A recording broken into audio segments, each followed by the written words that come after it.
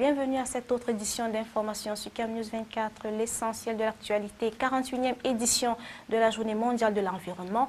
1,3 milliard de tonnes de nourriture est gaspillée chaque année dans le monde et plus de 20 000 enfants de moins de 5 ans meurent de faim au quotidien. Des chiffres glanés par la FAO et en ce jour de célébration mondiale de l'environnement, des chiffres qui sont alarmants et qui préoccupent les pays en voie de développement comme le Cameroun.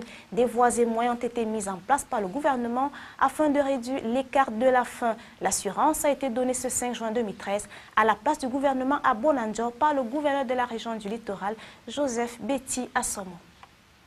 La région du Nord-Ouest, quant à elle, s'est jointe au reste du Cameroun et du monde pour célébrer cette journée. C'est autour du thème « Penser, manger, préserver », non au gaspillage et aux pertes alimentaires que les autorités en charge de la protection de l'environnement et du développement durable ont célébré la journée. La cérémonie ayant pour cadre la salle de conférence du ministère de l'économie, de la planification et de l'aménagement du territoire de Bamenda a connu une mobilisation des membres de la société civile, des élèves et des autorités administratives amenées par le gouverneur Adolphe Lélé Lafrique.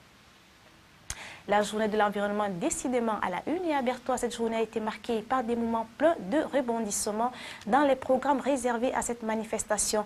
À l'esplanade de la délégation régionale de l'environnement de l'Est, il y avait du monde et tous ont été édifiés sur le choix porté sur le thème de la 41e édition.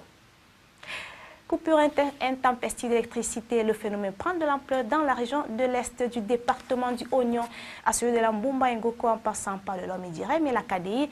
Les populations et surtout les élèves en cette période d'examen sont en but aux conséquences liées à ce phénomène et les opérateurs, quant à eux, relèvent des désagréments liés aux intempéries.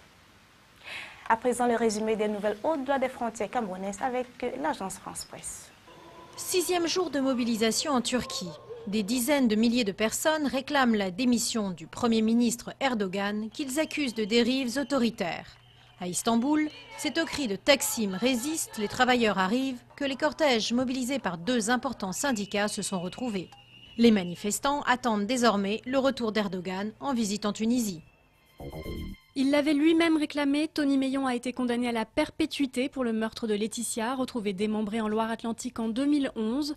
Qualifié de psychopathe par l'accusation qui a insisté sur son haut degré de dangerosité, Tony Meillon avait déjà fait de la prison lorsqu'il a rencontré sa victime, une jeune femme de 18 ans qui vivait en famille d'accueil. Pas de forte hausse du prix de l'électricité cet été. Pour la porte-parole du gouvernement, Najat Vallaud-Belkacem, le pouvoir d'achat des Français est déjà fortement mise à mal par la crise. Le gouvernement rejette donc les préconisations de la Commission de régulation de l'énergie, qui les juge pourtant nécessaires, notamment pour entretenir et renforcer la sûreté du parc nucléaire. Procès sous haute surveillance de 3 militantes Femen à Tunis. Elles sont poursuivies pour débauche après s'être exposées seins nus devant le palais de justice fin mai. Une action qui constitue une première dans le monde arabe et considérée comme un délit par la Tunisie, actuellement dirigée par des islamistes conservateurs. Ces militantes féministes risquent jusqu'à 6 mois de prison.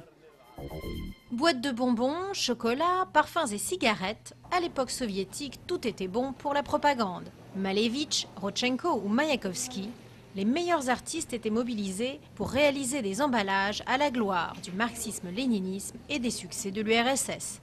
Nostalgiques et curieux ont jusqu'au 30 juin pour découvrir plusieurs centaines d'objets exposés à Moscou. Et fin de cette session d'information. Merci de l'avoir suivi. Les programmes se poursuivent sur Cam News 24.